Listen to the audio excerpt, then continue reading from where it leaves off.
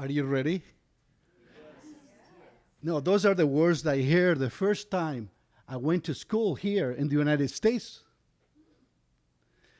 I left Argentina. I was 29 years old, and I came with one wife, two children, 3 suitcases, $400, and 5 words in English.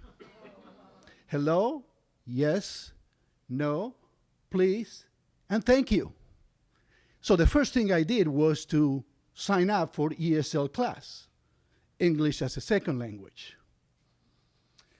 And here I was on my first day, and the teacher slowly repeated, "Are you ready?" "No, I am Jorge," I said. I was from another world. An alien, they called me. I felt, and I was different, really, really different. More than a second language, I really needed a super language. So I took 3 ESL classes. The first ESL class I took is English as a second language to learn words. And the first thing I learned was that hello, yes, please, thank you were not 5 words. There were 6. Then I learned more words and grammar and sentences. I learned that a dessert is not a desert. Or a slut is not a slut. My English is still far from perfect, as you can see, but I love the imperfection movement that is going on right now. But what ESL taught me that day was actually the importance of words. Words helped me make friends, got employment, build confidence, got promoted. One day, I had even the opportunity from a company to give me a great opportunity to turn around their struggle operation. Except, I needed to make a presentation in front of the whole company. Imagine looking at all those eyeballs, just like now. I was sweating. My knees were shaking. My heart was racing. My head was spinning. And I probably lost consciousness because I don't remember what I did. But I guess I spoke, and the company did turn around. But that day I realized that we don't just speak or use words. We present. We're always presenting. Whether we are talking to 1 dozen, or 1,000 people, we're always showing and expressing who we are and what we think. So that day I started my second ESL, expression as a special language. I attended Toastmasters, seminars, workshops, read books, watched videos, and I practiced my expression skills. I learned more words, and I learned the use of my voice, and I learned to organize my thoughts, and I learned to use body language, and I learned to use gestures and visual aids. What a relief for me. Imagine, with the limited vocabulary, grammar, and pronunciation that I had, I could communicate and experience the expression of myself with just my hands and slides. Hallelujah. I thought I arrived. Well, not so fast. You know how stories go. Have you ever been in a meeting where some people look like they're bored or falling asleep or distracted unless they are speaking? Or other people that are basically patronizing or rolling up their eyes? Aren't you done yet?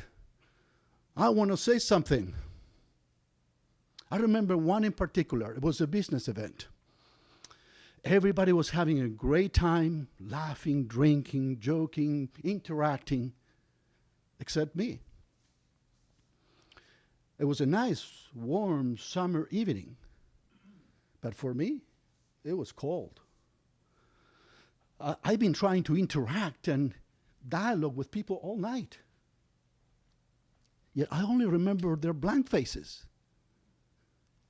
What are you talking about? It was hitting my head against the wall. It was like a boy watching that wonderful, delicious cake through the window of a pastry store. My nose was against the glass. I could see it, but I could not go through. Will I always be different? An outsider? I was out in the patio, frustrated, alone, probably broken, to the end of my rope, when one of you, a story lover called Annette, came in, put her arms around my shoulders, and shared this with me.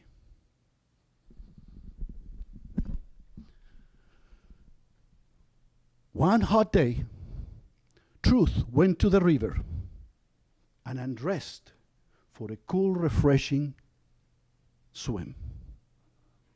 While she was swimming, Lie came in and sneaked and stole her clothes. Haven't you seen Lie dressed as Truth sometime, somewhere? When Truth came out of the water, saw that her clothes were lost, she only had to walk back to the village, alone and naked. And when she arrived to the village, nobody liked her. People cursed at her and chased her away. She took all day from town to town to town to find someone who can be happy to see her, to enjoy her, to embrace her, to help her. And after that night, when everybody rejected her, she went back to the forest and cried and cried and cried and cried so loud that Tell, a story, came to find out what was wrong. Truth told Tale that she wanted to be accepted, embraced, appreciated. And Tale replied, of course, nobody wants to look at a naked Truth.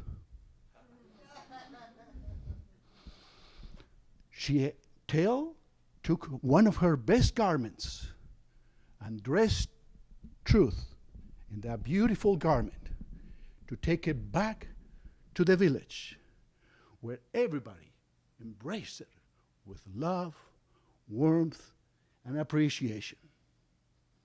It became the true Tale.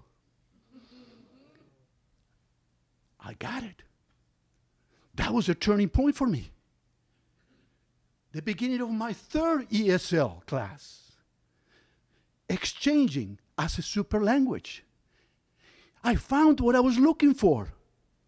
The language of dialogue is storytelling. I could bring my truth, my feelings, my ideas, my thoughts, and dress them in a story clothes, and it will be more embraceable by others. And if we all do the same thing, we're able to share and experience our differences. Now I spend my life storytelling and story listening. It's like singing. I call it True Tale Talks, the language of interactions, because True Tale Talks for me connects me, engage me beyond words, beyond presentations, beyond the limitation of our intellectual, rational brains, beyond our differences. True Tale Talks actually engage us and connect us directly to the hearts of our souls, Maybe that is the last ultimate ESL for me. Engaging as a sole language.